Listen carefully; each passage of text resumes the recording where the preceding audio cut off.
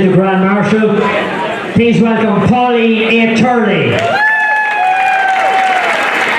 Pauline was born in Newry, County Down, the fifth of 7 children to Teresa Lee Walls and Patrick Leo Turley, who are also native of County Down.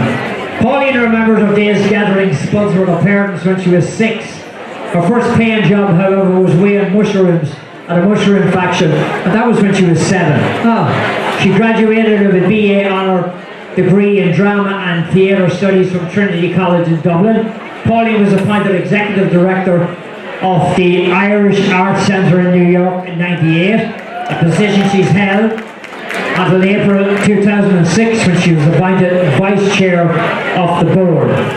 In 2008, Pauline was selected as one of Irish America's top 100 Americans by the Irish Echo, the top 40 under 40, and one of the top 50's most influential women in Irish history by the Irish Vice. She was the youngest recipient in 2009 to receive the Michael Smurfit Leadership Award presented by the Irish Chamber of Commerce. In 2016, Pauline was recognised as one of the top 50 power women in Irish America by Irish American magazine. Pauline has been married to Charles Garland since 2016. Would you please welcome the